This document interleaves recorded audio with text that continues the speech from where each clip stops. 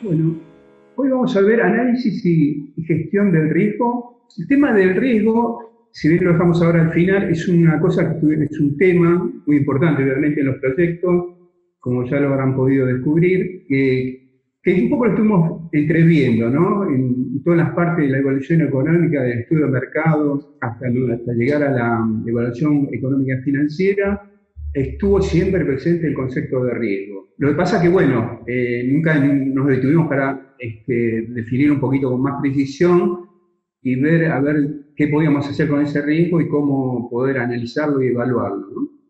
Bueno, hoy vamos a ver un poquito de eso. El tema del análisis y gestión de riesgo es un tema muy importante en cualquier industria. Siempre hay un área dedicada al tema de la gestión de riesgos porque, bueno, es un tema crítico, ¿no? Un área crítica de cualquier empresa, la gestión del riesgo. En el tema de inmobiliario, es un tema que siempre se tiene digamos, en consideración, pero nunca se lo trata, digamos, muy formalmente el tema del riesgo en las inversiones inmobiliarias. Siempre se dice, bueno, que tal concepto está relacionado con el riesgo, o tal otro está también relacionado con el riesgo, pero se quedan ahí, digamos, las descripciones, ¿no? Y vamos a ver un poquito cuál es la aplicación práctica de la teoría del riesgo, de la gestión del riesgo en las inversiones inmobiliarias. Pero bueno, primero tenemos que arrancar un poco del comienzo a ver qué son los riesgos del proyecto, qué entendemos por riesgo del proyecto.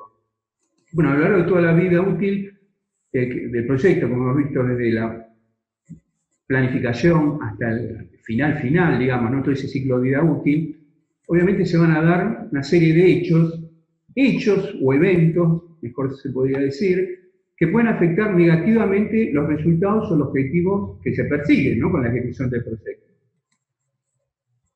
Entonces, todos esos eventos, digamos, que riesgosos, ¿no?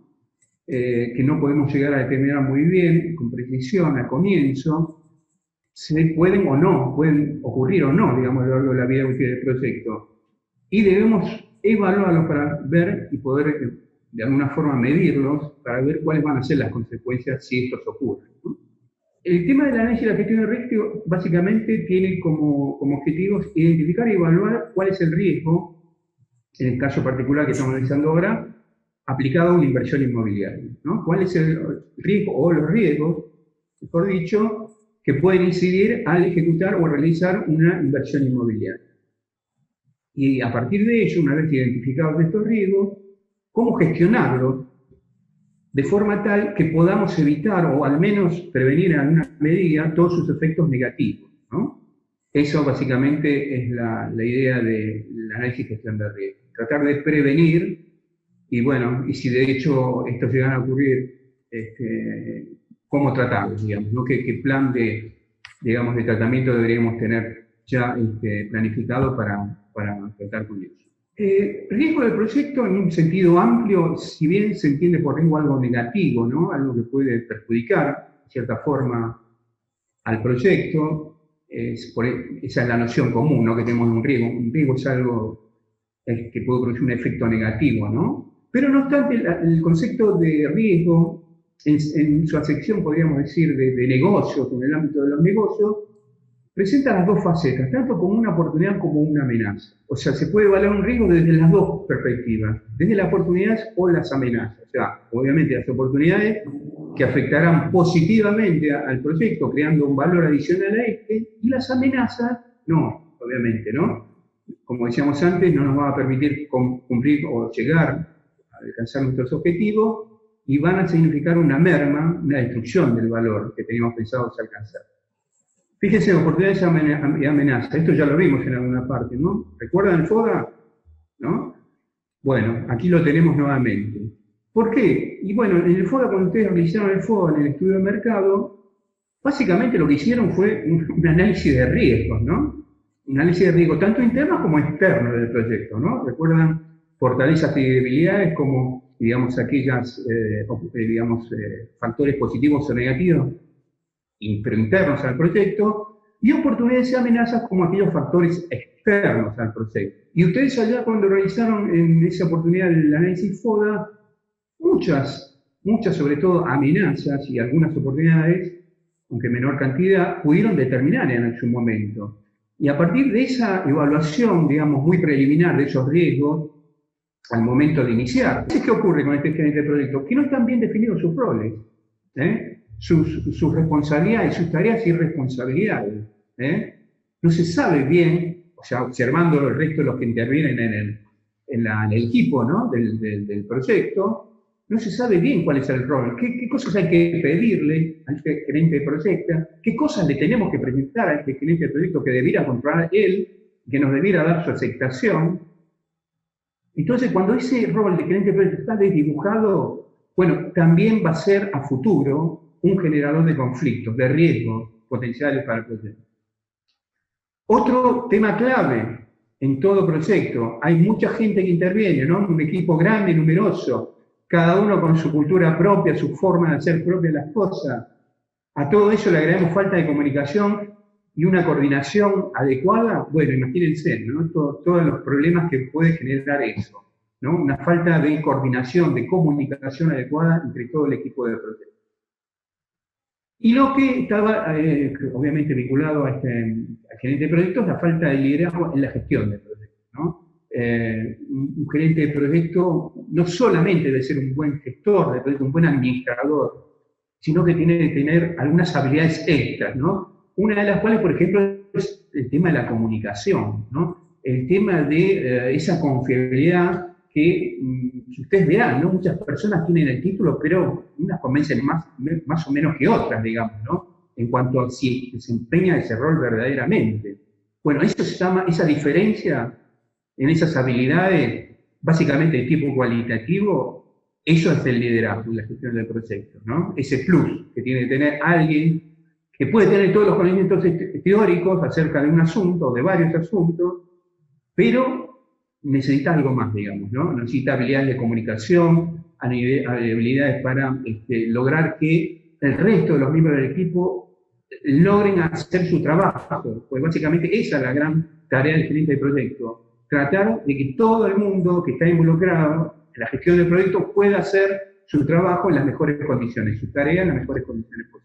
Otros factores de riesgo son estos más típicamente quizá en la fase de ejecución, cuando ya inició el proyecto, son que no se realizan informes del estado de avance del proyecto, ¿no? ¿Qué quiere decir? Una vez que empieza el proyecto, la ejecución del proyecto, está bien, pudimos tener una perfecta planificación, tener hermosos programas digamos, de todas las áreas del proyecto, todo tener muy bien programado, todo muy bien planificado, pero si no hacemos un seguimiento y un control y un monitoreo permanente de cómo se van llevando esas previsiones, que básicamente son eso lo que nos quiere decir esos presupuestos, están presuponiendo que necesitamos que se desarrollen las cosas o las situaciones de este modo, no de otro. Este es el cauce, este es el curso por el cual tienen que desarrollarse todos los eventos en el emprendimiento. ¿Y cómo es una de las formas, digamos, que podemos tener? Que bueno, es una de las herramientas básicas. Bueno, obviamente realizar informes de estado de avance, ¿no? Ahora bien, a veces se realizan esos informes de avance para cumplir, digamos, casi burocráticamente, ¿no? Con la forma, hacemos los informes, pero no se los usan luego para comparar el estado actual que presenta el proyecto con esas previsiones que figuran en el presupuesto, ¿no? El presupuesto de costo, el presupuesto de plazos y demás. Entonces, ¿para qué sirvió hacer los informes de avance? Como siempre decíamos, ¿no? Qué fácil e inútil es generar una herramienta con el tiempo que insume hacer aparte un buen informe de estado de avance, si después no le sacamos provecho, no nos sirve para nada, ¿no? Porque la persona que te debería cotejar o verificar, bueno, previsto versus real, no hizo esa constatación o esa verificación. Y bueno, si la consecuencia directa de esa es que si no se cotejó y no se verificó la posible desviaciones que podría estar teniendo el proyecto en las áreas críticas, que son básicamente el costo, el plazo, el tema de la calidad del proyecto, si está cumpliendo con las especificaciones de calidad, si no detectamos eso en forma temprana y esa verificación a partir de lo que dicen esos informes de estado del proyecto es lo que nos permitiría hacerlo, bueno, no detectamos los errores en forma temprana cuando viene un comienzo, cuando están apareciendo, digamos, y su corrección luego, a posteriori, si no hacemos nada, siempre va a ser mucho más onerosa, mucho más cara. Entonces, ese es un tema básico, digamos, ¿no? La gestión de la parte del control de obra y todo cómo se debe, digamos, vertebrar el tema de la parte documental con la parte, digamos, prepositiva de generar medidas correctivas si hubiera que tomarlas, ¿no? Y avisarle algo, mira, hay que hacer algo con esto, porque ¿sabes qué? Esto se está desplazando, no sé, un 10% del plazo que teníamos previsto, o los costos están superando el 15% para esta tarea, que no era lo que teníamos previsto. Bueno, ¿qué medidas correctivas vamos a tomar a tal efecto?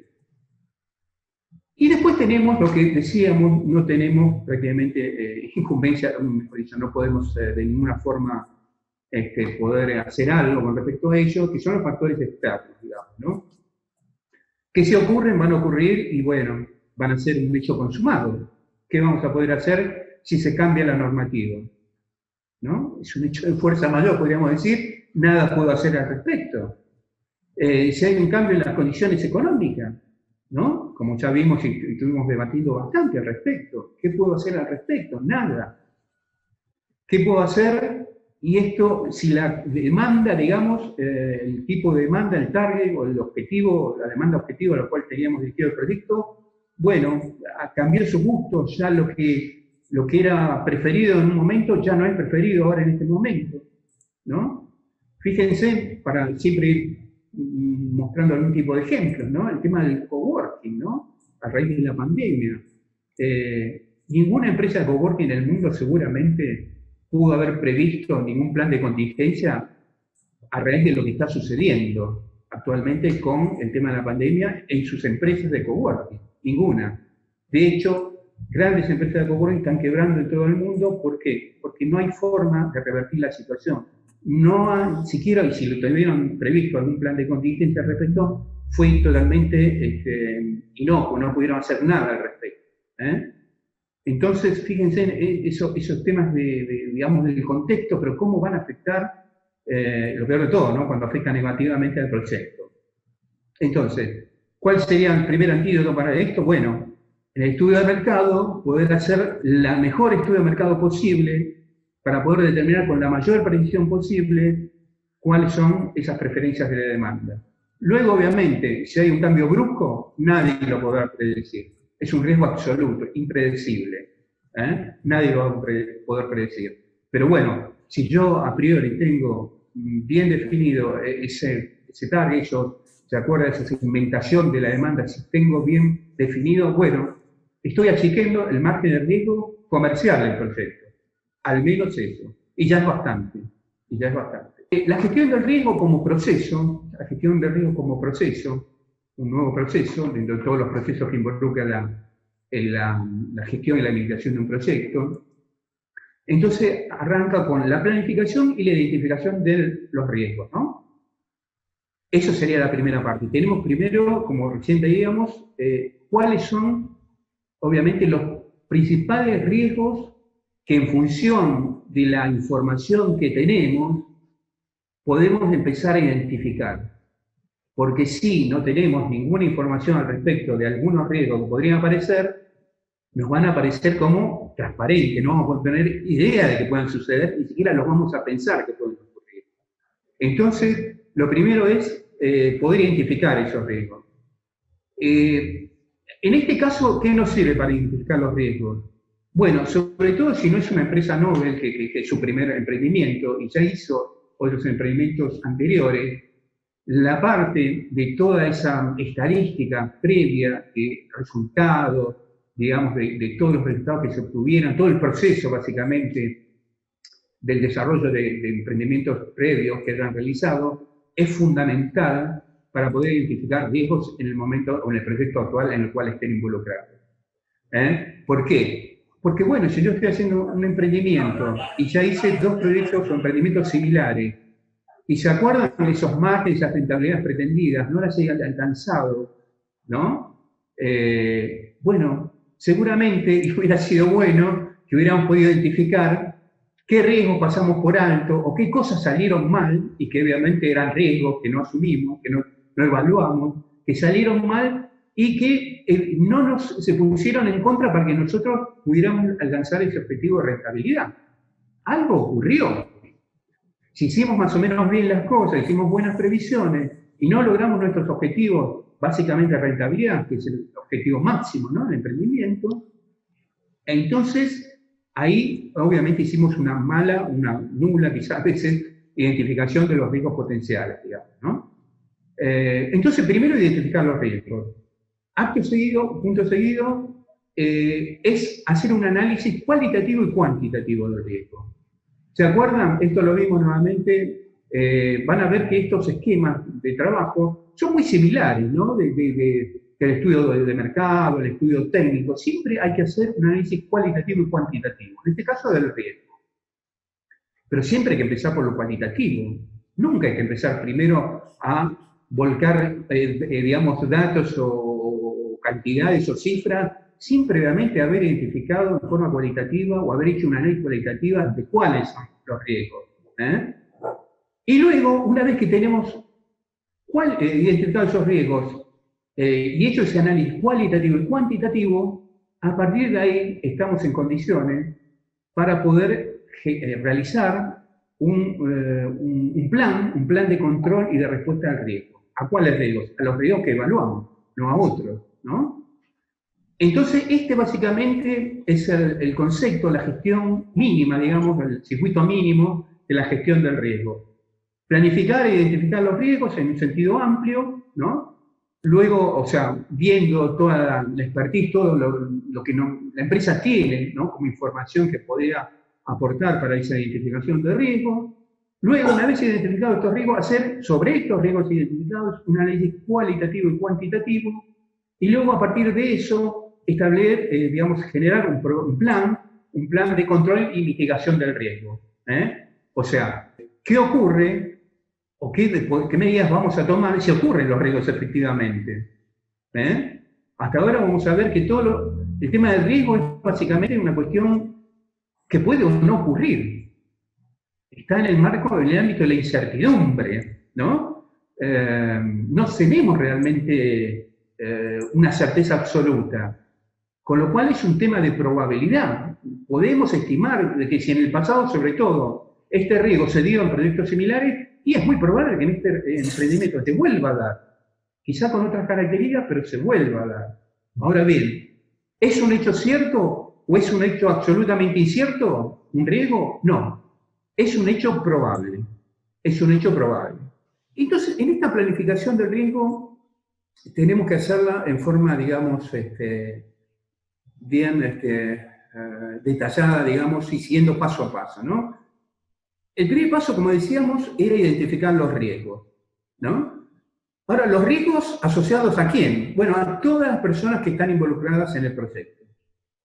Todas las personas que van a formar parte del proyecto van a tener que hacerse parte o correr algún riesgo en ese proyecto, o este emprendimiento que queremos desarrollar. Ahora bien, nos interesa saber cuál es la perspectiva, nosotros como desarrolladores, de cuáles serían nuestra visión como desarrolladores, digamos, los riesgos asociados a esta persona. Yo no me voy a poner en el rol del cliente, no me voy a poner en el rol del inversor, sino que lo voy a ver desde mi rol de desarrollador, cuál es el riesgo asociado a un cliente, a un inversor, a un cliente de proyecto, para poder evaluarlo y identificarlo.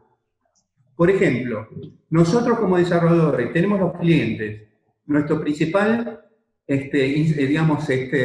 valor, digamos, ¿no? en el emprendimiento, nuestro principal valor en cuanto a que a partir de ello y solamente a partir de ello va a poder ser exitoso el emprendimiento. Entonces, ¿cuál es la función del cliente? Meramente comprar el producto, ¿no? El producto que le vamos a ofrecer. ¿Y cuáles son los riesgos asociados? Acá, en esta columna donde estamos viendo riesgos asociados, son algunos. Podemos hacer un despliegue de mucho mayor, pero simplemente para ejemplificar y dar alguno, digamos, de cada uno, ¿no? Ahora bien, el principal riesgo que deberíamos nosotros tomar en cuenta como desarrolladores en relación a los clientes, ¿cuál sería? Que no les gusta o no les interesa el proyecto. ¿Y de dónde surge este riesgo? Bueno, entonces este riesgo surge a partir de una mala definición del proyecto, una mala definición conceptual del proyecto. ¿Cuándo? cuando realmente hicimos o no hicimos la evaluación, el estudio de mercado. A partir de ahí, tuvimos que haber ya tenido poder haber identificado qué cosas serían las que le gustarían al cliente y qué cosas serían las que no deberíamos hacer, porque el cliente no tendría interés.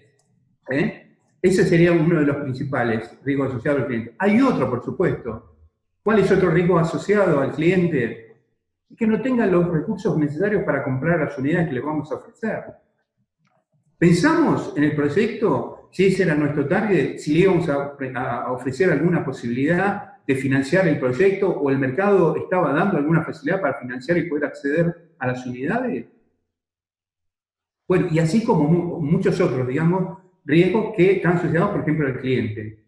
Con los inversores, yo desarrollador, ¿cuál es el principal riesgo que estoy viendo con relación a los inversores? Bueno, estos inversores son los que van a financiar en parte o en su totalidad el proyecto. Bueno, ¿cuál sería el riesgo mayor? Que no desembolsen los fondos previstos, a los cuales, ¿no?, se comprometieron. Pero no simplemente que no lo hagan en su totalidad o que se vayan, que podría ser otra opción, digamos, ¿no? Me salgo, perdóname, no, a último momento contaba con vos, no, pero te avisan, me salgo del proyecto. Tengo que salir corriendo a buscar uno nuevo que reemplace a este, ¿no?, para ofrecerle ese puesto vacante que necesito para poder cubrir este fondo que me falta, estos fondos que me faltan. Y otro riesgo también sería que cuento con todos los inversores, pero, y esto es muy frecuente, que por problemas económicos, financieros que tienen todas las personas, no tengan los fondos previstos para desembolsar en el momento que los tengan que desembolsar. Entonces ahí tengo que prever una contingencia para decir cómo voy a cubrir esos fondos que por un motivo pensemos que pueda ser circunstancial y que al momento se podría recuperar este inversor y no apartarse del proyecto, sino seguir, pero tenemos que cubrir ese bache, aunque sea momentáneo. Del gerente de proyecto, hablamos anteriormente, ¿cuál sería yo, desarrollador? ¿Qué es lo que tendría que, obviamente, constatar? Bueno, que cumpla su rol de coordinación general de todos los ámbitos, todas las áreas involucradas en el proyecto. ¿Cuál sería el mayor riesgo? Que contrate un gerente de proyecto que no tenga liderazgo, ni conocimiento, ni experiencia suficiente, al menos, como para poder llevar adelante el emprendimiento. La empresa constructora, bueno, básicamente la contratamos para construir, ¿no?, para ejecutar el proyecto.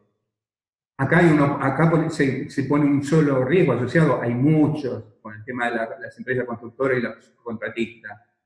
Pero vamos a mencionar uno que es el que por antonomasia lidera el ranking. No cumple con los plazos establecidos. Siempre entregan, generalmente, los trabajos más tarde de lo acordado en los contratos. Y lo entregan más tarde, aunque estén penalizados o lo que fuera, digamos, ¿no? Bueno, es el gran riesgo, digamos, ¿no? Entonces ahí la confiabilidad en conseguir empresas constructoras, bueno, perdón la redundancia, confiables. Confiable, es decir, cuando se evalúe en el momento de la licitación, no traigamos a cualquiera digamos que para que cotice en precios del proyecto, sino realmente de aquellos que por comportamiento en el mercado, por conocimiento del mercado, por buenas referencias que nos den colegas, lo que sea, les han cumplido con los plazos, no le han, digamos, generado grandes problemas. Con los proveedores, aquí hay otro gran problema, en cierre siempre en todo proyecto. Básicamente contratamos proveedores, porque básicamente la construcción, lo hablábamos, ¿no? ¿Se acuerdan del estudio Tengo? Es una industria de ensamblaje, ¿no? De componentes, ¿no? Carpintería por acá, instalaciones, bueno, se ensambla todo en un puesto fijo, en un lugar específico. Ahora bien, todos esos insumos que contratamos, esos componentes de la obra, no se entregan en tiempo y forma, digamos, muchas veces. Bueno, esto es por demás frecuente en los proyectos, ¿no? Que si no nosotros hacemos un control de esos proveedores, si no vemos y hacemos un seguimiento de esos contratos, no sabemos en el estado en que están de atención, en el estado de atención que tienen esos proveedores nuestros pedidos. Esto es un tema fundamental, hacer el control de proveedores como una forma de poder aminorar, de poder disminuir el riesgo que no nos entregue en tiempo y forma, digamos. O sea, en tiempo, en el plazo, y en forma de acuerdo a lo especificado. El tema de los bancos, obviamente si vamos a acudir a una entidad financiera como un banco, el único rol del banco es financiar el proyecto, no es un socio del desarrollador del banco. Y el riesgo digamos, quizás más importante obviamente sería que si necesitamos ese financiamiento del banco, no nos otorguen el financiamiento, por supuesto. Pero salvando eso y, digamos, si se considera financiamiento, el tema del aumento del cambio en las tasas de interés es obviamente un riesgo que puede ocurrir, digamos, siempre. Y como un riesgo, como un actor global, externo, el gobierno, ¿no es cierto? El gobierno, que se suele decir, fija las reglas del juego, ¿no? Para todas las actividades económicas, ¿no? Bueno, y básicamente, ¿qué es lo que afecta? ¿Cuál es un riesgo, obviamente, que el gobierno, digamos, puede generar en nuestro proyecto? Bueno, cambios básicamente en las normativas legales, ¿no? Un nuevo impuesto, nueva normativa, digamos que antes no estaba. Bueno, todo eso obviamente que pueda repercutir negativamente va a ser obviamente un riesgo asociado a ese factor externo que es, por ejemplo, el gobierno. Bueno, decíamos que el análisis, ya identificamos en cierta medida los riesgos, las áreas de riesgo, y dentro de esas áreas de riesgo, cada uno de los riesgos mayores, digamos, principales, ¿no? Ahora bien, tenemos que a partir de eso empezar con lo que se denomina el análisis cualitativo del riesgo. ¿Qué significa esto? Un análisis cualitativo, evaluar la probabilidad de ocurrencia del riesgo y cuál es su impacto, si es lo posible, si es medido en términos económicos mejor, sobre el proyecto. Probabilidad y impacto. Estos son los elementos cuando escuchen, tenga que hacer un análisis cualitativo del riesgo, asocien inmediatamente probabilidad e impacto, ¿no? Probabilidad de ocurrencia de este evento y cuál sería su impacto, digamos, ¿no? Su consecuencia directa en el proyecto. Ahora bien, yendo ahora más formalmente a este análisis cualitativo, ¿quién lo debería hacer? ¿Una persona en forma aislada? No. Generalmente, y desde el comienzo, cuando se planifica un proyecto, lo ideal es que todos los miembros del proyecto, con asistencia perfecta, estén en la mesa de planificación del proyecto.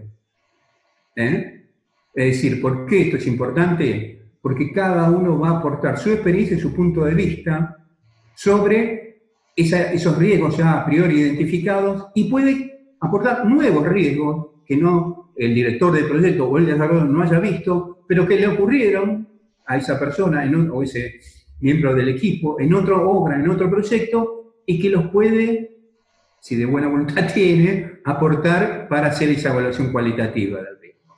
Entonces, siempre, como siempre, es lo que no se puede, digamos, el costo de reparar las cosas que no se hicieron al comienzo, siempre va a ser mucho mayor hacerlo después, una vez que las cosas ocurren. Entonces, por eso, que intervenga la empresa desarrolladora, por supuesto, con todo su equipo, que intervenga la empresa constructora para generar su expertise, su experiencia para ese tipo de proyectos, las cosas que ve de acuerdo al proyecto que se desarrolló, ¿no? En particular, que desarrolló el estudio de arquitectura, a ver qué cosas ve, que pueden tener alguna, no objeción, digamos, pero algún comentario en particular. Obviamente, la parte financiera, ¿no? El gerente financiero de la empresa va a tener, obviamente, una gran relevancia en su opinión. La parte de la comercializadora, obviamente que también va a aportar, como decíamos, siempre es importante tener lo que se denomina la opinión experta. ¿Qué es la opinión experta? Es la opinión de alguien que está especializado en un área en particular de conocimiento. Bueno, busquemos, por favor, cuando tengamos que hacer este análisis cualitativo, el consejo o la opinión de los expertos, que es muy importante para poder generar e identificar riesgos. Una vez que se identifican los riesgos, estos hay que de alguna forma clasificarlos y priorizarlos de acuerdo a sus efectos potenciales, ¿no? Acá siempre, cuando hablamos de riesgo, hablamos del tema potencial. Son riesgos potenciales, no es que sí o sí van a ocurrir. Ahora vamos a ver el concepto de probabilidad y qué significa, cuándo sería más probable que ocurran, y en consecuencia, cuál sería su impacto sobre el proyecto si son más probables que ocurran. Pero sí, no tenemos que hacer, digamos, una organización aleatoria de los riesgos y mezclarlos todos, sino tenemos que clasificarlos, en particular por áreas, por ejemplo, tipo de riesgos técnicos, tipo de riesgos comerciales, tipo de riesgos jurídicos, tipo de riesgos financieros, ¿no? Y una vez que los tenemos clasificados de esa forma, dentro de esas áreas en particular, priorizarlos. ¿Qué quiere decir priorizar? ¿Cuáles son los más importantes? O sea, en jerarquía, ¿no? ¿Se acuerdan? Por ejemplo, una técnica se puede usar para jerarquizar los riesgos, que la vimos cuando, la vimos en el estudio de mercado, perdón, el estudio técnico en la matriz de preferencia de factores de microlocalización. Si la tienen más o menos presente, casi todos los equipos, todos los grupos la hicieron, era decir, bueno, hay varios factores, ¿no? En ese caso eran factores de microorganización, ahora lo convertimos en riesgo, ahora tenemos factores de riesgo. Bueno, no todos tienen la misma importancia. Entonces, una técnica sencilla para priorizar riesgos es la que usaron en el estudio de la microlocalización. ¿Se acuerdan de esa matriz de preferencia, ¿no? de factores de microlocalización? Bueno, básicamente, ¿qué priorizamos ahí? Un factor en orden de importancia. Si prevalecía sobre el resto. ¿Y cuánto prevalecía? Bueno, una forma práctica de ordenarlo es usar, por ejemplo, esa matriz. Y luego, obviamente, una vez que tenemos clasificados, es decir, ordenados y priorizados los riesgos, no es que concluyó todo el análisis. Vamos a tener que hacer sobre aquellos riesgos, sobre todo los que están priorizados en primer orden, los que son más importantes, los que podríamos decir, para ser un poco dramático, los que son más graves, los que son más riesgosos, ¿no? Los riesgos más riesgosos, más graves, tenemos que seguir estudiando, seguir analizándolo. ¿Por qué? Porque básicamente van a ser los determinantes que al final van a decidir el resultado del proyecto. Bueno, se puede hacer, para empezar dentro del análisis cualitativo, una matriz de riesgo cualitativo. Para empezar, decíamos a clasificar, ¿no?, los riesgos, ¿no? Entonces decía que yo tengo a un riesgo que clasificarlo en orden a su probabilidad de ocurrencia y al impacto del riesgo sobre el proyecto, ¿no? Obviamente, si tengo una matriz de tipo cualitativo, voy a tener una puntuación de tipo cualitativo, ¿no? En términos de alguna etiqueta. Por ejemplo, la probabilidad podría ser baja, media o alta de ocurrencia, ¿no? Mientras que el riesgo, el impacto también podríamos clasificarlo del mismo modo, con un impacto bajo, medio o alto.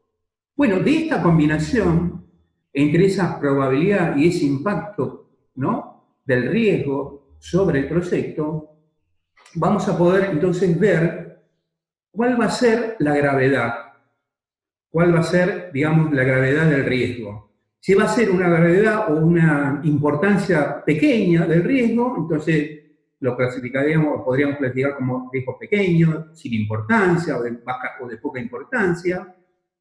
Luego, en el rango medio, podríamos considerar aquellos que tienen unas probabilidades medias con un impacto medio, o también aquellos que con una probabilidad baja tienen un impacto importante.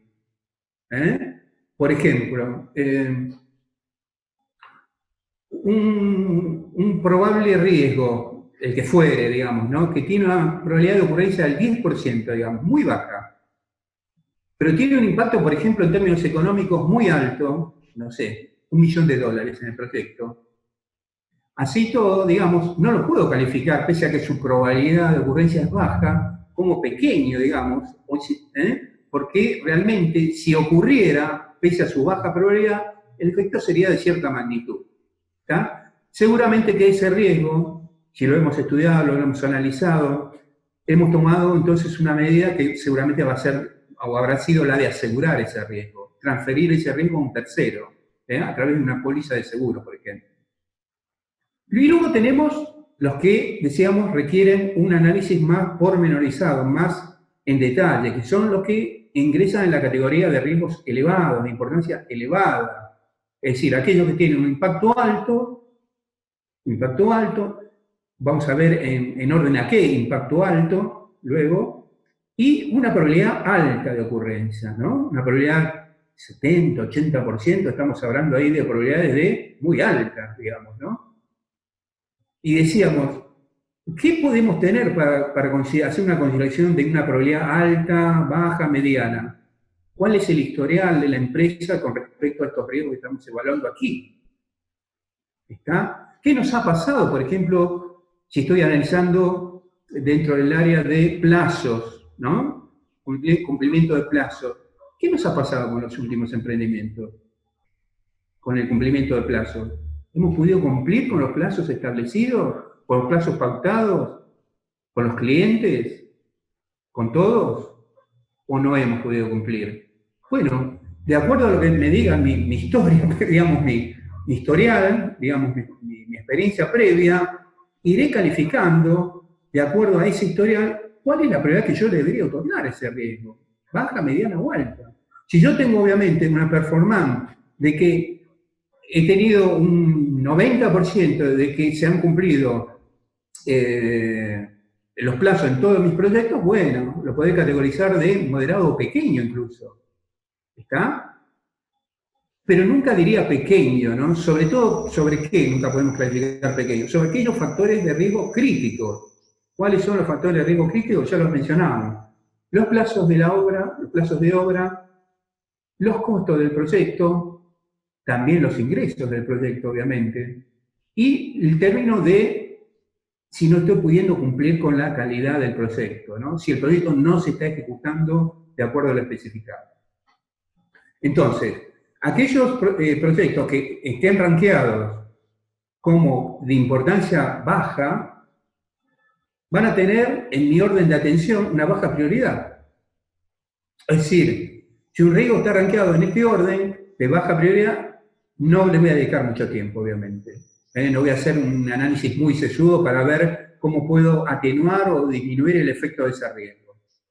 Ahora bien, los que se encuentran en el área de moderado o elevado, categorizados de esa forma, van a ser los prioritarios, los que sí van a tener que tener una atención absoluta. Y aquí hay un área que todos los proyectos tienen. ¿Qué ocurre? Como decíamos un poco antes, ¿qué ocurre con aquellos que tienen una probabilidad alta, pero un impacto bajo? ¿Qué tienen aquellos efectos, por ejemplo, que tengan un impacto alto, pero una probabilidad muy baja? Bueno, esto depende, no hay una respuesta única. Depende del tipo de riesgo que estamos analizando. Deberíamos ver, no acá este signo de interrogación, como decir, bueno, a ver, en mi proyecto, ¿qué significado tiene este riesgo? Básicamente quiere decir eso acá, ¿no? No es que decir un signo de interrogación, no hago nada. No, significa que tengo que ver porque ¿qué ocurre con los riesgos? Si bien hay una técnica, digamos, que estamos viendo acá, de análisis de riesgo más o menos general, para cualquier tipo de proyecto, los riesgos son situacionales. Los riesgos se atienden, o sea, hay que considerar en situaciones específicas. No hay un riesgo universal, es decir, que vale para cualquier situación y para cualquier tipo de condiciones, para cualquier tipo digamos, de grupo de trabajo que esté haciendo el proyecto, para cualquier tipo de proyecto, para cualquier tipo de mercado. No, estos riesgos son situacionales, es decir, que van a depender del tipo de proyecto que estoy realizando, del tipo de mercado al cual estoy apuntando, del contexto en el cual estoy inmerso, van a ser siempre riesgos situacionales. Y luego pasamos a lo que, digamos, paso siguiente, bueno, tenemos más o menos bien ahora priorizado, ¿no? Sabemos cuáles son los riesgos más importantes desde el punto de vista cualitativo. ¿Hay alguna forma de cuantificarlos? Bueno, entonces, si podemos cuantificarlos, quiere decir que vamos a poder obtener en aquellas variables, o en aquellos riesgos en general, que van a poder afectar al proyecto, de alguna forma nosotros vamos a poder evaluarlos y cuantificarlos. ¿Cuáles son esos factores claves, ¿no? Esos factores que nunca podemos omitir de la evaluación? Factores que pueden afectar a las ventas, que pueden afectar, obviamente, a través de las ventas, a los ingresos del proyecto, a los costos, a los plazos y consecuentemente a la rentabilidad del proyecto. Estas son, si podríamos decir, ¿cuáles son los factores claves de un proyecto? Bueno, acá están. Costos, plazos, rentabilidad y ventas. Serían estas cuatro variables a las cuales nos tendríamos que dedicar todos nuestros mayores esfuerzos para analizar en detalle. Entonces, ¿y cómo se calcula cuantitativamente el riesgo entonces de un proyecto, del impacto, digamos, o el valor de un riesgo en concreto? Bueno, básicamente se calcula multiplicando la probabilidad de ocurrencia por el impacto que va a tener sobre el proyecto. Básicamente es el impacto económico mayormente, ¿no es cierto? Esa va a ser la forma de poder cuantificar un riesgo, a través de esos dos elementos, la probabilidad de ocurrencia y su impacto sobre el proyecto. Y como decíamos, ¿qué nos va a permitir hacer una evaluación más, digamos, con menor nivel de incertidumbre? Que podamos haber hecho buenos supuestos, que podemos haber utilizado lo que se llama las lecciones aprendidas, ¿no? Es decir, bueno, ¿qué me dejó? ¿Qué aprendí de lo que hice anteriormente en mi empresa? ¿Me dejó alguna enseñanza? Bueno, si la volcamos esas enseñanzas en este proyecto, seguramente nos van a ayudar. Estos son los factores claves. Entonces, el análisis cuantitativo del riesgo. Cada evento de riesgo tiene una probabilidad asociada, porque obviamente nosotros le vamos a asociar, ¿no es cierto? ¿En función de qué? Como decíamos, del historial básicamente, ¿no? De aquellos riesgos en los cuales nosotros podemos decir, y acá la probabilidad está en este rango. ¿Por qué? Y porque, ¿sabes qué? En los proyectos anteriores, más o menos acá fue el margen o la desviación en el cual estuvo esta variable o este riesgo. Entonces tenemos que asignar una probabilidad. ¿Qué ocurre con el tema de las probabilidades? Bueno, un hecho improbable es aquel que tiene obviamente una probabilidad de ocurrencia cero, nula, digamos, ¿no? Estamos hablando de la probabilidad de ocurrencia de estos hechos, de estos riesgos, digamos, ¿no? Y decíamos, bueno, ¿cuál es el margen de variación de esa probabilidad? Bueno, la probabilidad es cero, ¿no? En aquellos eventos, digamos, obviamente que tienen ocurrencia a un nivel que son prácticamente imposibles que ocurran, digamos, ¿no? Realmente no sé cuáles tienen probabilidad nula de ocurrencia, pero digamos que en términos matemáticos, al menos, hay eventos que se pueden clasificar de probabilidad de ocurrencia nula. Y hay otros que tienen una probabilidad de ocurrencia, digamos, máxima, digamos, ¿no? 100%. Es la seguridad absoluta.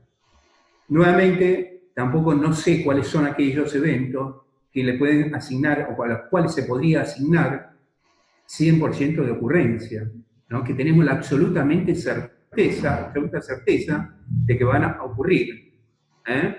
De hecho, cuando se asignan probabilidades de ocurrencia a los eventos riesgosos, nunca se asignan obviamente ni el 0 ni el 100%, porque no estamos considerando entonces una probabilidad de ocurrencia. Siempre vamos a tener que estar considerando una probabilidad de ocurrencia mayor a 0 y menor al 100%.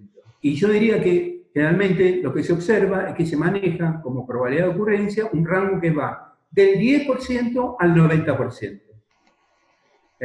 Por ejemplo, en términos estadísticos, hay técnicas estadísticas, por ejemplo, que se usan para determinar, en términos estadísticos, ¿no? La precisión que se podría alcanzar, o el nivel de certeza que se podría alcanzar de cumplir, por ejemplo, un plazo, a través de una técnica PER, por ejemplo, que se denomina así, la técnica, que se puede establecer que yo podría tener delimitado cuál sería el rango, la probabilidad de ocurrencia de que obtener un determinado plazo de obra con un 95% de certeza. Hay una técnica de planificación PER, que permite, por ejemplo, empleando métodos estadísticos, decir, a través de una distribución de probabilidades que maneja, que yo puedo determinar con un grado de certeza, ¿no? Por ejemplo, mayormente el 95%, que se va a cumplir un plazo entre determinado margen, digamos, ¿no? Nunca el plazo único, sino entre de un determinado margen. Bueno, este es el concepto de probabilidad. La probabilidad, entonces, va a ser algo que va a variar entre algo superior a 0 y menor a 100%, digamos, ¿no?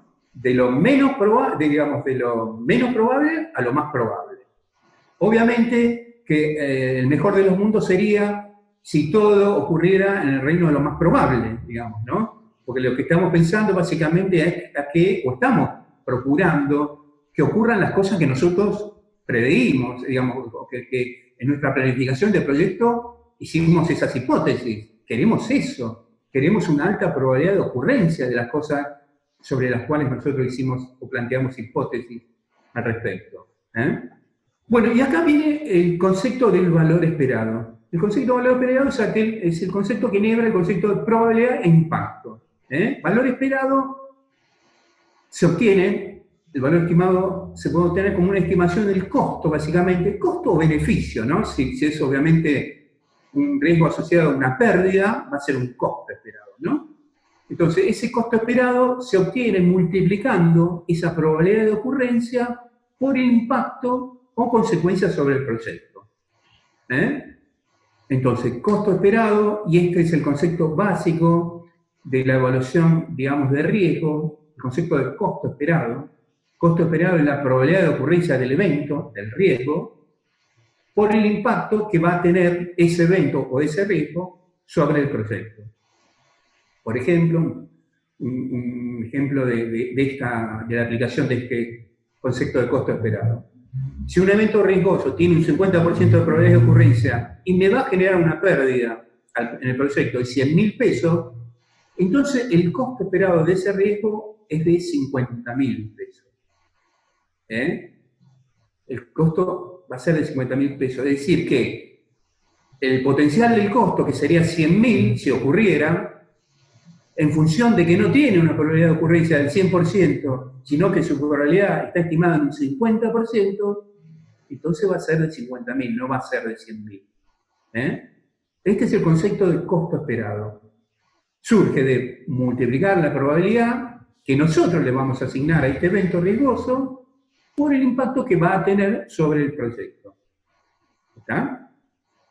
A ver, para dar otro ejemplo más cercano tal vez al proyecto. Uno, por ejemplo, el tema de seguros viene a cuento de esto, ¿no?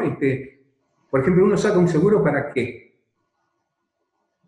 Las compañías de seguros tienen muy establecido cuáles son las probabilidades de ocurrencia de todos los eventos de riesgo. Básicamente se dedican a eso, a eventos riesgosos la compañía de seguros, a asegurar eventos riesgosos.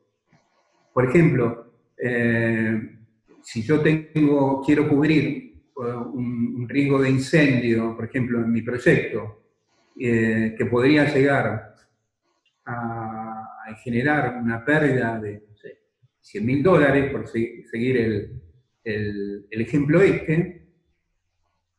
pero la probabilidad de ocurrencia de ese incendio fuera 50%, en general es mucho menor, bueno, tendría que hacer esa operación para obtener el valor que la compañía de seguro está tomando en cuenta al evaluar el riesgo. Ese cálculo va a hacer la compañía, no yo. Entonces la compañía me estaría diciendo, mire, ¿sabe qué? Nosotros como compañía de seguro, no nos va a decir a nosotros, pues nos va a pasar el valor de la prima del seguro, obviamente, ¿no? Directamente. Nos va a decir, mire, su prima de seguro es de $50.000 pesos, $50.000. ¿Por qué? Y bueno, porque ellos han evaluado que esa probabilidad de riesgo sería del 50%. Lo mismo ocurre cuando uno asegura un auto. ¿No? Asegura un auto, la compañía de seguro tiene establecido, por ejemplo, el riesgo por accidente. Tiene toda la casuística, toda la estadística de cuáles son los eventos riesgosos y cuáles son las probabilidades que tienen de ocurrencia. ¿Y cuánto le cuesta cubrir, por ejemplo, si una persona atropella a alguien? Bueno, nos va a pasar una prima en función de ese riesgo, de lo que la compañía va a tener que pagar si ocurre ese evento riesgoso, que yo atropello a un transeúnte. Ahora bien, si lo que todos esperamos, tomamos seguro esperando que nunca ocurran los eventos riesgosos, bueno, habré tenido el gasto de pagar la prima del seguro y nada más. Y por suerte, el evento riesgoso no ocurrió. Pero bueno, eso es lo que siempre ocurre, ¿no? Tratamos a través de un seguro asegurarnos de un evento riesgoso que queremos que no ocurra, pero que tenemos que tomar alguna medida para prever y para poder, digamos, reponer el bien o lo que fuera si ese evento llegara a ocurrir. esa pérdida de llegar a ocurrir? ¿Cómo repongo eso, digamos, ¿no? Acá viene a caso, por ejemplo, para el tipo de proyecto. Acá hay una cuestión básica, ¿no? Con el tema de los riesgos, ¿no? El tema del riesgo, ustedes lo mismos se acuerdan con la TEMAR y demás. El tema del riesgo es un concepto que para los negocios es un concepto necesario. Los negocios, en general, son más productivos, generan más rentabilidad cuanto más negocios son. ¿Está? Ahora bien, no todos tienen la misma capacidad para tomar riesgos o cierto nivel de riesgo. Entonces, por eso, cuando decíamos, bueno, un evento de una baja probabilidad de ocurrencia, pero un impacto importante, ¿no? Pero un impacto importante, ¿lo puede cubrir cualquier desarrollador? No. Obviamente está en función de la envergadura que tenga la empresa desarrolladora, si puede, digamos, asumir más riesgos, con lo cual quiere decir asegurar menos sus riesgos. Es decir, quizá un riesgo para nosotros, si no lo aseguramos, nos haría quebrar. Para un gran desarrollador ese riesgo sería mínimo, y es más, quizá ni siquiera lo consideraría, y si ocurre, ocurre, y sería fácil de absorber para ese desarrollador. Pero para nosotros nos llevaría a la quiebra. Entonces, por eso cuando decíamos, el concepto de riesgo siempre es situacional, quiere decir, situacional, ¿en qué situación está el proyecto, el desarrollador, todo lo que rodea al proyecto? No lo puedo evaluar en abstracto, es decir, $100.000, ¿es mucho, es poco? ¿Para quién? ¿Está? Entonces siempre merita esto una evaluación de tipo situacional. Puntaje del riesgo. Bueno, estamos en el tema de la cuantificación de los riesgos y de que nosotros ya definimos cuál es el impacto, digamos, una escala de impacto, que podríamos hacer una escala de tipo cuantitativo, por ejemplo, diciendo un impacto muy bajo, un 5%, un impacto bajo 10%, moderado 20%, alto 40% y muy alto 80%. ¿Qué quiere decir? Cuando categoricé mis riesgos, en función de su gravedad o su impacto, básicamente, yo los categorizo en función de esto. ¿Qué considero un riesgo muy bajo? Bueno, uno aquel que podría afectar o impactar con un 5% ¿en qué? ¿En qué? Bueno, acá, por ejemplo, se mencionan 3 áreas que siempre decimos son áreas clave, digamos, ¿no? Por ejemplo, el tema de los ingresos. El tema de los ingresos, por ejemplo, a través de las preventas, ¿no?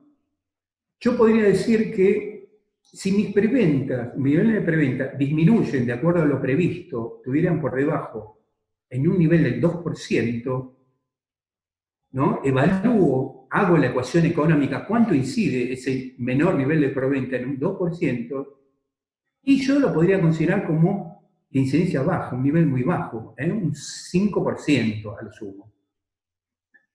Si ese nivel de preventas empieza a disminuir, de acuerdo siempre a lo previsto, siempre se compara con una base, digamos, de comparación, que es lo que yo preví. Si ese nivel empieza a escalar, ¿qué ocurre? Que ese riesgo que era muy bajo empieza a escalar, pasa a ser bajo, pasa a ser moderado, alto y muy alto. Y si llega a rankear como muy alto, en definitiva, bueno, directamente puede hacer que el proyecto caiga, definitivamente, que el proyecto no sea ejecutable. Si mi nivel de preventa, y esa era mi estrategia para el armado del proyecto, era que yo tenía que tener, por ejemplo, un nivel de preventa determinado que no podía admitir que cayera el nivel de preventa por debajo del 15%, yo tengo que pensar en otra estrategia de negocio, así sencillamente. ¿Está? O sea, mi margen de tolerancia al riesgo de una baja nivel de preventa era no más de un 15%, no más de un 15%. Exceso del costo. Este es otro factor clave, digamos, de éxito o no de éxito del proyecto. El tema de los costos. ¿De los costos cuáles? ¿Cuál es mi base de costos? Los presupuestos, ¿no? Entonces, cuando lanzamos una planificación del proyecto, en esta planificación hicimos un presupuesto de costos. ¿Cuánto mi presupuesto de costos se puede mover sin que se haga inviable o que afecte en forma muy importante mi margen de rentabilidad? Bueno, nuevamente, aquí yo voy a ver que voy a categorizar a ese nivel de riesgo, que lo voy a denominar, por ejemplo, exceso de costo, según un determinado porcentaje, ¿basado en qué? En un porcentaje que exceda a mi presupuesto original, ¿no? Y nuevamente podría arrancar a través de un 3%, que es casi lo usual, el nivel, digamos, casi diría, de tolerancia básica en cualquier proyecto, en cualquier planificación inicial, bien definida, es más o menos un 5%, tanto en el plazo como en el costo. No puedo decir a rajatabla, mi proyecto va a durar 365 días, mi costo va a ser $1.000.000. Y si se mueve un día o se mueve un peso, chao, ya entró en crisis. No, tengo que decir, no, ¿a partir de qué umbral empiezo a considerar? Así como la probabilidad decía, bueno, si no a partir de un determinado 10%, por ejemplo, empiezo a considerar probabilidad, bueno, en cuanto al impacto, también empiezo a considerar el impacto en el proyecto a partir de un determinado umbral, no por debajo. ¿Cuál sería mi umbral de tolerancia a ese riesgo? Por ejemplo, el 3%. ¿Y qué sería un límite, un techo absoluto, por ejemplo? Que ese costo, esa variación de costo, esté por encima del 20%. Seguramente que el proyecto ya devino de un proyecto que se estimaba rentable a un proyecto que va a generar pérdidas, seguramente. Ningún proyecto puede tolerar un margen de variación de costos por arriba del 20%, de acuerdo a lo previsto, ¿no? El tema de los días, el plazo, el otro factor clave, factor de riesgo clave en todo proyecto. También, ¿cómo lo voy a medir? Bueno, en días, obviamente. Nuevamente, 0 días voy a hacer mi margen de tolerancia. No, no va a ser 0 días. Todo proyecto, incluso en la planificación, está considerado ya una tolerancia, lo que se llama un margen de maniobra en el plazo, que me va a poder decir, bueno, mirá, vos tenés un margen de tolerancia a partir de tal y tal máximo, un margen de tolerancia máximo, de días que si vos te excedes del plazo original no va a haber problema, ¿no? ¿De cuál plazo original? Del plazo mío, no del plazo del proyecto, porque yo cuando firmamos el contrato, siempre se estipula un plazo de obra, un plazo de entrega de obra. Bueno, ese es el plazo límite. Ahora bien, siempre hay como dos, así como el concepto vieron dos contabilidades, bueno, está el concepto de los plazos y costos objetivos para la empresa desarrolladora, está el concepto de costos y plazos, digamos, como objetivo para el cliente, ¿no?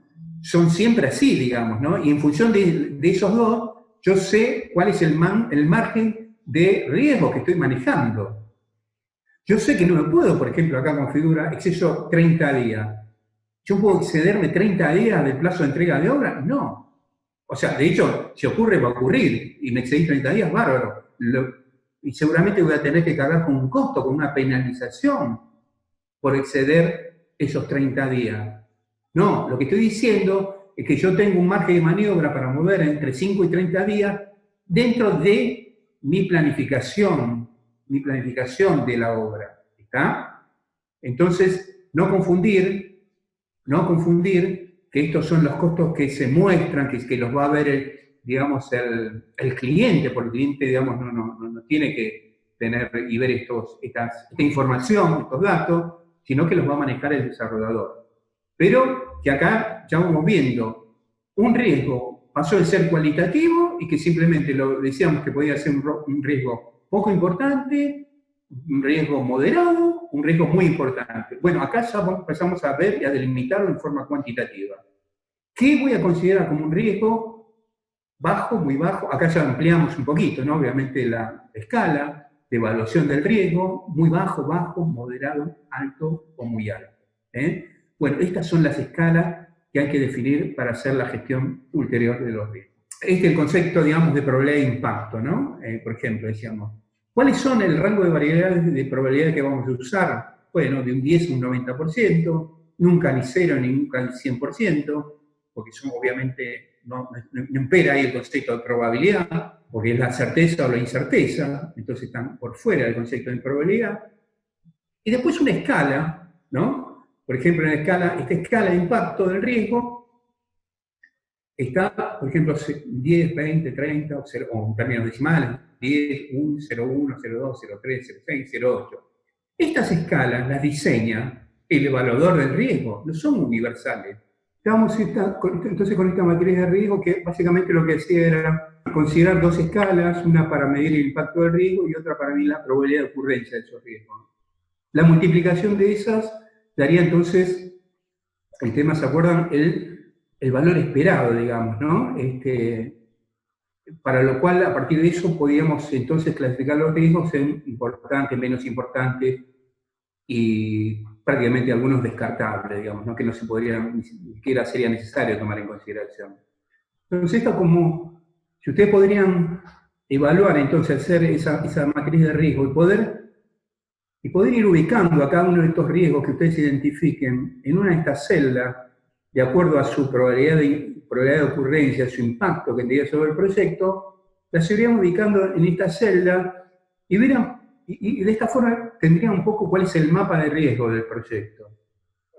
Y podrían saber entonces sobre cuáles riesgos deberían dedicarle una mayor atención, porque realmente podrían, en caso de producirse, afectar muy negativamente al proyecto, ¿no? A los indicadores, sobre todo de rentabilidad del proyecto. Bueno, entonces, se identificaron los riesgos, se los priorizaron. Se realizó una evaluación cualitativa, primero una evaluación cuantitativa, luego el riesgo. Bien, ¿para qué nos sirve toda esa información? Bueno, toda esa información nos va a permitir básicamente nos va a servir para tomar una estrategia frente al riesgo. ¿Y cuáles son esas estrategias genéricas frente al riesgo? Bueno, las estrategias genéricas frente al riesgo son estas. Básicamente, evadir el riesgo, evasión del riesgo. En este caso, básicamente significaría decir, evaluamos el riesgo y es muy elevado y no estamos dispuestos a correr ese riesgo. Entonces, ¿qué quiere decir? Que bajo esas condiciones, como está ahora conformado o planificado el proyecto, no nos parece viable. Entonces, habría que reformularlo de otra forma y reformularlo para evitar esos riesgos que inciden de forma muy importante y bajo las cuales, o en esas condiciones, no debería llevarse a cabo el emprendimiento. Eventualmente habría que evaluar otras alternativas para alcanzar los mismos objetivos, digamos, ¿no? Si hubiera que identificar o enfrentar ese riesgo identificado. Es decir, para el riesgo que hemos identificado, la estrategia o el tipo de proyecto que tenemos previsto no funciona, no va. Entonces, o bien cambiamos el proyecto, el riesgo va a estar persistiendo ahí, entonces, ¿cómo hacemos? Bueno, obviamente siempre va a repercutir en una reformulación del proyecto, ¿no? Esta estrategia de evasión del riesgo. Luego está la otra, que es la más usual, que es transferir el riesgo. Es decir, que previendo las consecuencias negativas que pueda tener el riesgo, decir, vamos a tercerizar ese riesgo, a un costo, obviamente, básicamente lo mencionábamos antes, ¿no? Tomando un seguro, un riesgo, un seguro de riesgo, por todos los riesgos que puedan cubrirse en el emprendimiento, y de esa forma vamos a estar cubiertos. ¿Qué quiere decir? Que si llegara a ocurrir ese evento que está cubierto por el seguro, bueno, yo pagué esa prima de seguro para que el seguro se haga cargo de ese riesgo, y pueda, digamos, de esta forma, no tener efectos negativos sobre el proyecto. Entonces, básicamente en todos los contratos van a encontrar el tema de las cláusulas de seguros por aquí y por allá, por todos lados. Que es básicamente esas cláusulas de seguro que están implícitas, seguros de oferta, seguros de contratos, seguros de, bueno, muchos tipos de seguros por fondo de reparo. Básicamente lo que tratan de cubrir es eso, digamos, ¿no? Ante ese incumplimiento probable del contratista, bueno, va a tener que alguien hacerse cargo de eso. Si no se hace cargo el contratista, ¿quién se hace cargo? Bueno, en ese caso la póliza de seguro, ¿no? O la compañía de seguro. Entonces esa sería una de las fórmulas más usuales, transferir el riesgo, tercerizar el riesgo, que otro se haga cargo de ese riesgo. La otra forma es, otra estrategia genérica del riesgo, reducir el riesgo, digamos, ¿no? Reducir o tratar de inducir a una reducción del riesgo. ¿Qué quiere decir eso lógicamente? Bueno, vamos a tener que desarrollar alguna forma, alguna alternativa que nos permita disminuir el impacto de ese evento riesgoso sobre el proyecto. Estas son, digamos, mayormente de orden técnico, digamos, ¿no? Por ejemplo, en el tema del proyecto, a veces cuando se especifican ciertos equipos, bueno, al especificar determinado tipo de productos o de equipos, de equipamiento para el proyecto, se entra evidentemente a veces en situaciones más o menos riesgosas, digamos, ¿no? Si no queremos incurrir en esas situaciones más riesgosas, obviamente tenemos que reformular el proyecto y cambiar eso que habíamos previsto en primera instancia. ¿Para qué? Bueno, para básicamente disminuir o tratar de procurar una reducción del nivel de riesgo. Y la otra, finalmente, es la aceptación del riesgo. ¿Cuándo se da esto? Bueno, obviamente cuando se desconsideran los riesgos, no se toman en cuenta, o bien cuando ya ocurren los riesgos. Es decir, ¿saben qué? No planifiqué este riesgo, no lo preví que podía ocurrir y está ocurriendo en este momento. En este momento está ocurriendo. Bueno, listo. ¿Puedo hacer algo? ¿Puedo evitarlo? ¿Puedo usar otra estrategia de las que mencionamos? No. Lo tengo que aceptar y de ahí en más lo único que nos queda es decir, bueno, de ahora en más, ¿qué medidas tomamos? ¿Qué medidas tomamos para poder tratar de llevarlo, encauzarlo de la mejor forma posible, ¿no? Generalmente se da esto, el tema de aceptación del riesgo, y ocurre más que a menudo en cualquier obra, cuando no se hizo una previsión de los riesgos posibles, digamos, ¿no? Y no se implementó, no se definió un mínimo plan de contingencias para atacar esa ocurrencia de los riesgos. Y en ese caso es cuando el director del proyecto y todos los que están a su alrededor corren de un lado al otro en forma de, digamos, de urgencia, digamos, con carácter urgente, como se dice, ¿no? Como un bombero tratando de apagar incendios y tratando de disminuir el riesgo ya se produjo. O sea, lo que se quería evitar no se pudo. Ya está en cierne, ya está manifestándose el riesgo. Bueno, ahora de ver más qué medidas podemos tratar de implementar para tratar de disminuir las consecuencias negativas de ese evento riesgo. El resultado final de todo este análisis generalmente se traduce en una matriz de riesgo. Una matriz de riesgo, por ejemplo, acá están viendo una, se da, digamos, la conclusión de todo lo que vimos anteriormente y resume un poco, digamos, básicamente cuáles serían las áreas del proyecto en las cuales nosotros, y los momentos, las etapas del proyecto en las cuales nosotros deberíamos hacer una evaluación del riesgo. En esas etapas, ¿qué riesgo deberíamos haber evaluado y categorizado? Si describimos bien los riesgos aparte, ¿no? Porque un tema es ese también a veces, ¿no? Los riesgos se identifican, pero no se describen bien. Eso es un tema también un error frecuente cuando se hace una evaluación de riesgo. Luego, decir si ese riesgo merece atención. Es decir, debemos dar una justificación de por qué debemos considerar que ese riesgo es importante y debemos tomar alguna medida. Y finalmente, precisamente, es eso, digamos. Porque considero este riesgo que merece atención, necesito definir una medida para tratar de disminuir su impacto en el proyecto.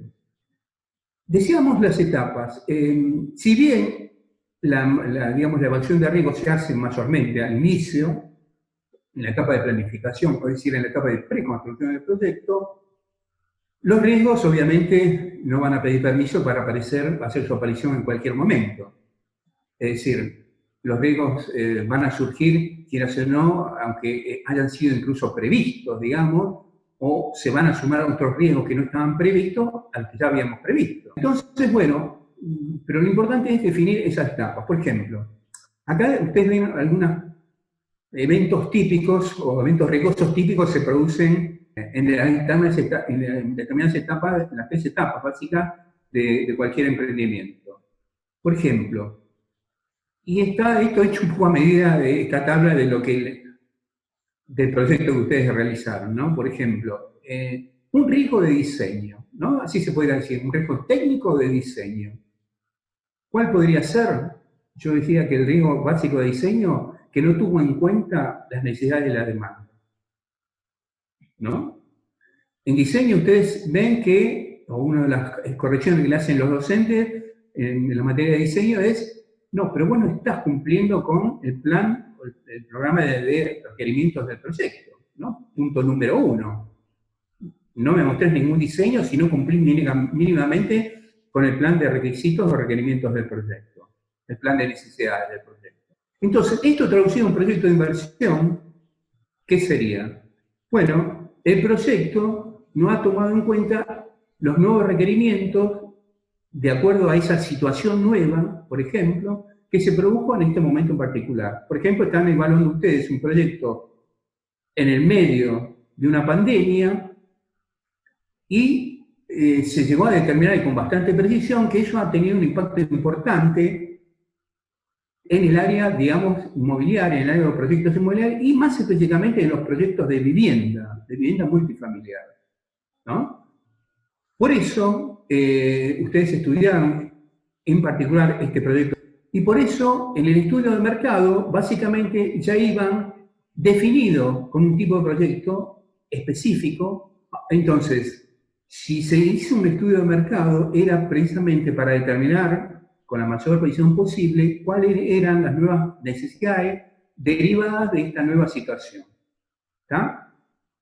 Entonces, si no se tomaran en cuenta para este proyecto específico esas necesidades, yo diría que es el mayor riesgo técnico-comercial del proyecto, por el cual decididamente podría fracasar rotundamente, ¿no? Ahora bien, en la asignación, digamos, ¿quién deberían tener intervención en la evaluación de estos riesgos? Por ejemplo, si se trata de un riesgo de diseño, obviamente el director del proyecto debería tener intervención y también el estudio de arquitectura. Obviamente no es el problema del estudio de arquitectura que tradujo mal los requerimientos del proyecto, sino que se le fueron mal digamos, formulados, mal presentados al estudio de arquitectura, por lo cual hizo un proyecto que no respondía a esos requerimientos. ¿Tá? Entonces, deberían nuevamente tomar intervención tanto el director del proyecto como el estudio de arquitectura. ¿Cuál es la justificación? ¿Por qué deberían tomar? Bueno, precisamente por lo que decíamos recién, porque esta pandemia, o una de las consecuencias de la pandemia, en particular la que nos interesa a nosotros en el tema del proyecto, es que han mutado, han implicado un cambio en la modalidad de los usos de los espacios de la vivienda. Y se ha afianzado esta modalidad del teletrabajo o del home office.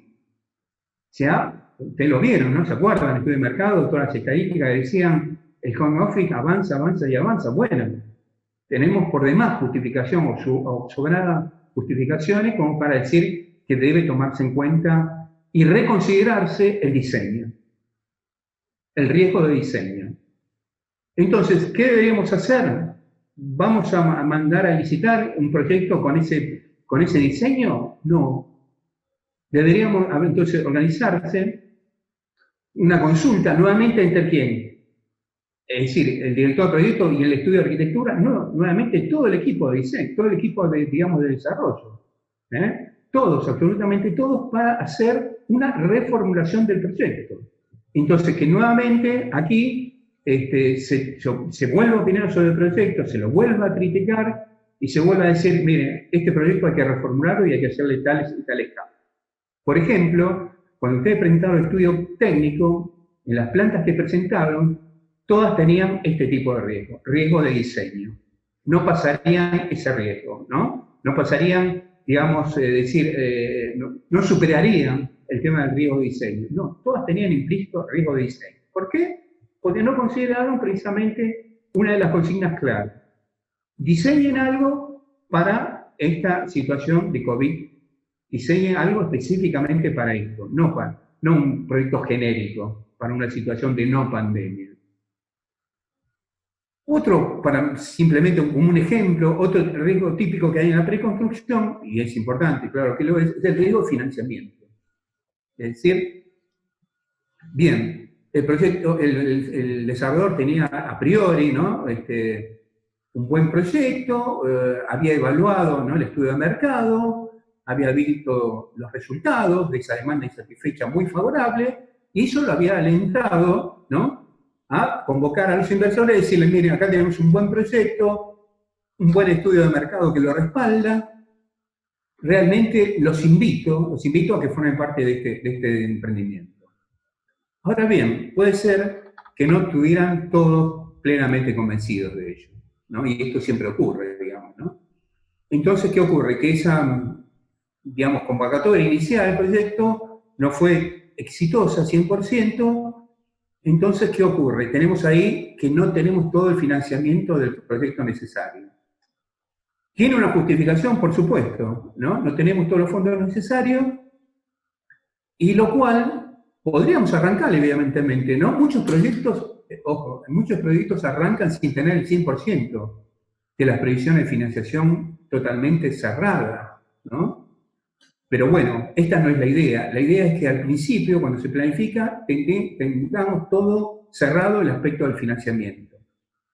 ¿Y cuáles serían, entonces, si se presenta esta situación? ¿Qué medida, qué forma de mitigar podría tener el desarrollador para poder solucionar este riesgo potencial? Bueno, podría ser una de ellas convocar a otros inversores, ¿no? Convocarlos, pero modificando entonces las condiciones de ingreso al negocio, con lo cual deberían modificar las condiciones de negocio para todos los que ya dijeron que sí. No, debería conseguir nuevos inversores, pero bajo la condición que se respeta lo que ya está acordado. Porque si no, tengo que definir una nueva estrategia comercial prácticamente. ¿Está? Y bueno, y si eso no alcanzara, bueno, ahí nuevamente tendría que buscar algún ente financiero, un banco, lo que fuera, para lograr el financiamiento faltante. Para lo cual debería tener ya contactos previos o análisis previos hechos, digamos, de financiamiento con alguna entidad bancaria. No puedo llegar al momento ese en el cual estamos a punto de lanzar el proyecto y tengo un hueco importante en la financiación. Y otra alternativa, diría de carácter urgente, es que el mismo desarrollador aporta capital propio para cubrir esa brecha de financiamiento. Esto generalmente es lo que debería hacerse en la situación actual del mercado. Es el mismo desarrollador el que va a cubrir esa brecha de capital faltante. Bueno, superemos la etapa, hay centenares, ¿no? de eventos riesgosos en la situación de preconstrucción, pero bueno, simplemente para ver cómo funciona esta tabla, mencionamos dos.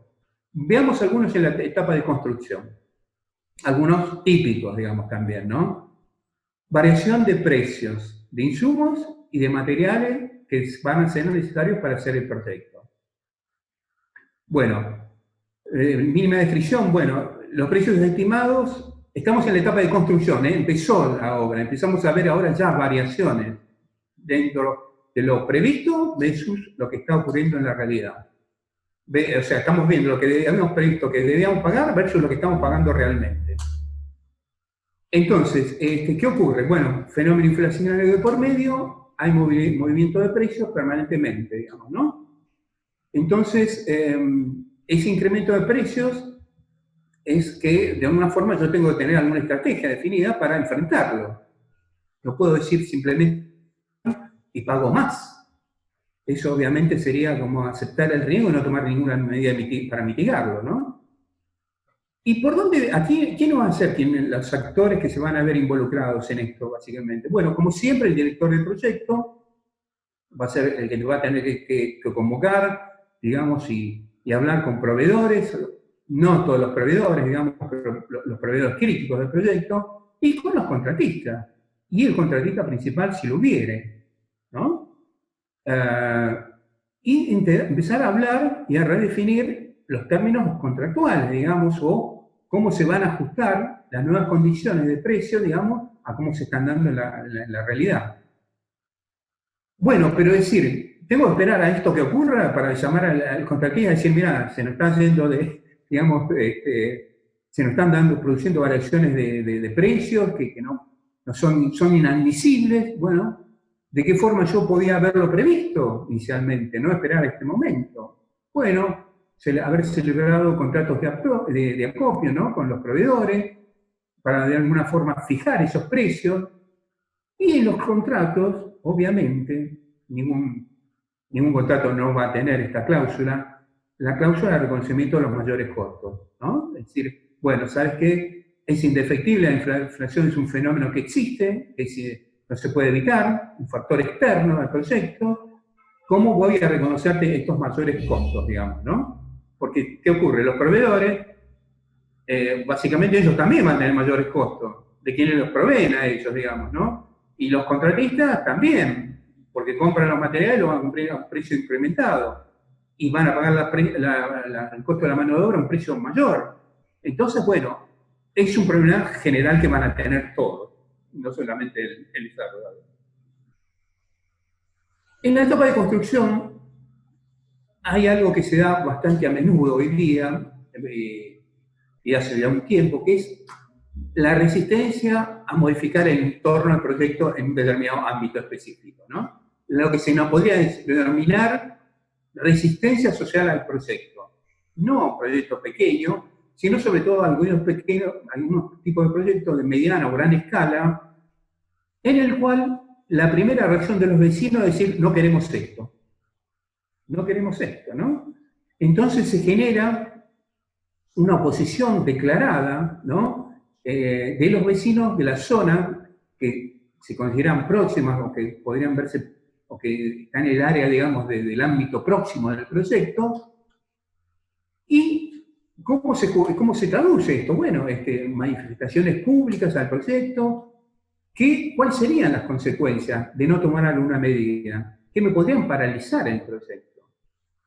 O sea, si ustedes entienden, si ustedes buscan en internet o googlean proyectos congelados o paralizados por manifestaciones públicas, van a encontrar decenas de proyectos que han debido de paralizarse porque a través de una convocatoria a veces masiva o no tan masiva de vecinos que se pusieron de acuerdo a decir esto no va a salir este proyecto no lo queremos.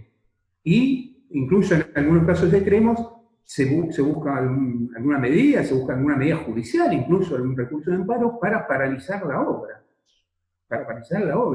Y hay muchas obras paralizadas o que se han paralizado en algún momento debido a esto, ¿no? A esta reacción popular de los vecinos que no quieren que se instale ese proyecto o este proyecto en el barrio.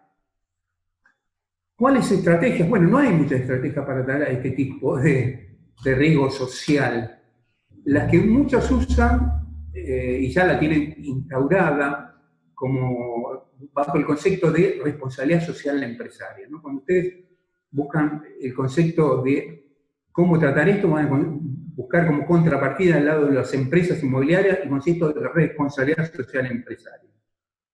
Entonces, ¿qué puede hacer la empresa desarrolladora para manejar eso? Bueno, organizar talleres y convocar a los vecinos que se oponen al proyecto para básicamente mostrarles que no es todo lo negativo que el proyecto ellos presumen que puede hacer, sino que les va a repercutir positivamente en el barrio, va a repercutir en beneficios, mejora, que si bien ahora en este momento ellos no ven, fueron consideradas cuando se desarrolló el proyecto y, bueno, en definitiva, van a evidenciarse cuando el proyecto esté terminado. Muchos talleres de estos, por ejemplo, se alquilan locales o se desarrollan a veces en la empresa, en los ámbitos mismos de la empresa desarrolladora. ¿Y quiénes están ahí? Bueno, está el estudio de arquitectura y el desarrollador. Y se convocan a las fuerzas vivas, como aquellos que generaron toda esta patagona en el proyecto, para mostrarle esto precisamente. ¿Y quiénes serían los que podrían mejor manifestar estos beneficios potenciales que podría tener el proyecto? Bueno, los autores del proyecto, el estudio de arquitectura. Porque el desarrollador precisamente no va a tener el speech, digamos, o lo podrá tener, digamos, pero decir, bueno, pero van a ser ellos, los arquitectos, quienes mejor le van a explicar los beneficios del proyecto, ¿no? Entonces, bueno, eso, concientizar, hacer reuniones y tratar de demostrar que el proyecto va a reportar en definitiva algunos beneficios al proyecto o al vecindario, digamos, ¿no? Bueno, hasta aquí se podría decir que cuando finaliza la construcción de la obra, bueno, listo, ahí digamos la mayoría de los riesgos importantes, pesados que pueden ocurrir ya ocurrieron. ¿Eh? Pero tenemos acá, y ustedes tienen algunos grupos, el tema de aquellos negocios que se hacen no para vender las unidades, sino para alquilarlas, ¿no? Es decir, que tienen un proyecto, un negocio de renta. Y entonces tienen algunos riesgos que van asociados a esa etapa, que se pueden englobar como riesgos de operación y de mantenimiento. El tipo de proyecto que ustedes tienen no es muy importante, no hay riesgos muy importantes de esta área de operación y mantenimiento, pero sí puede haber algunos típicos que se dan en cualquier tipo de proyecto. ¿Cuáles son? Básicamente aquellos que están debidos, por ejemplo, al mal uso de las instalaciones. ¿Debidos a quién? No al desarrollador, no a nadie del círculo, digamos, del desarrollador, sino a los mismos usuarios del proyecto. Es decir, no les compete, digamos, no son producidos por el desarrollador, gente próxima al desarrollador, sino por el mal uso de las instalaciones. Entonces, bueno, en este caso, básicamente, cuando se alquilan las unidades, ¿cuál es la forma de mitigar este riesgo? ¿Por qué? ¿Por el desarrollador se va a hacer cargo del mal uso de las instalaciones? No. Ojo, no se va a hacer cargo si el administrador realiza una buena administración, digamos, ¿no? Del emprendimiento. Si no la hace, obviamente podría llegar a ser responsable, obviamente, ¿no? Pero ¿en quiénes sí tiene que descargar el desarrollador este riesgo? En los inquilinos. Porque ellos son los generadores de este riesgo, no el desarrollador, no el administrador. Entonces, ¿cómo va qué medida puede tomarse? Bueno, implementar a través básicamente el nivel contractual, digamos, ¿no? Que el mal uso de las instalaciones deberá ser asumido, bueno, en forma proporcional, digamos, por todas las unidades que estén en uso, en alquiler, digamos, ¿no? Y se va a hacer un largo detalle de que se considera un mal uso de las instalaciones, ¿no? Por eso si ponemos así mal uso de las instalaciones, dejaríamos abierto a una interpretación enorme, es decir, bueno, ¿qué es un mal uso de las instalaciones? No, hay que hacer un listado donde se dé el detalle de qué se considera un mal uso de las instalaciones. Y otro riesgo, este sí, que debe hacerse cargo, sí el desarrollador, sí los propietarios de las unidades, es lo que se denomina el riesgo de obsolescencia tecnológica, ¿no? ¿Qué quiere decir ese riesgo de obsolescencia? Bueno, que los equipos y la tecnología, a medida que transcurre el tiempo, se van desgastando, van sufriendo desgaste, en alguna medida van casi cumpliendo todo el ciclo de su vida útil y van quedando obsoletos. Y hay que hacer una reinversión para reemplazarlo. Y entonces, me acuerdo un grupo lo mencionó, dice, ¿qué importe debemos considerar en reinversión en el mediano plazo del proyecto? Bueno, dijimos que ninguna, ¿no? Porque eso habría que evaluarlo, a ver qué tipo de equipamiento merecería ser reemplazado cuando la vida útil del proyecto está cursando la mitad, ¿no? de su ciclo de vida útil. Entonces, pero sí hay que considerarlo en el proyecto, sí lo debe considerar el desarrollador, sí los propietarios, que en determinados momentos del ciclo de vida va a haber que hacer esos reemplazos de ese equipamiento. ¿Por qué? Porque de no hacerlos, vamos a incurrir en un aumento de los costos operativos. Porque un equipo de aire acondicionado, los ascensores o lo que fuera, o las bombas elevadoras de agua, lo que fuera, que funciona más, sí o sí implica un costo operativo mayor. ¿Está? Y lo que no queremos precisamente es que los costos operativos se incrementen. Tratamos de mantenerlos siempre a un nivel razonable. Entonces, eso es la idea de considerar en alguna medida estos riesgos tecnológicos en el proyecto. En otros tipos de proyectos esto es muy importante, ¿no? En proyectos que requieren realmente, que tienen mucho equipamiento, que tienen otro tipo de tecnología, digamos, que requieren mayores cuidados, es muy importante. En el proyecto usted tiene que hacer, no tiene que tomar ninguna medida al respecto. Bien, yo solo para reforzar la idea de Alejandro, de todo lo que dijo, que es realmente verdadero y cierto, diría que algunos autores hacen hincapié en la evaluación de los costos, por eso como algo muy importante en el análisis de riesgo. O sea, cualquier evaluación de costo que no ha sido correctamente realizada trae una consecuencia grave, digamos. Con lo cual, si bien todo lo que nosotros de algún modo realizamos en la evaluación de un proyecto de inversión es presuponer lo que va a ocurrir, hay factores que son externos completamente y que a veces son difíciles de manejar, pero bueno, la idea es ajustar todos aquellos que sí podamos nosotros evaluar correctamente. Y otra de las cosas también es la experiencia del generador, del desarrollador, ¿no? Un desarrollador que ha hecho ya muchos proyectos similares, tiene, digamos, una apertura, un conocimiento bastante más importante que aquel que lo realiza por primera vez, ¿no? Porque ya sufrió las consecuencias de muchos de estos factores y con lo cual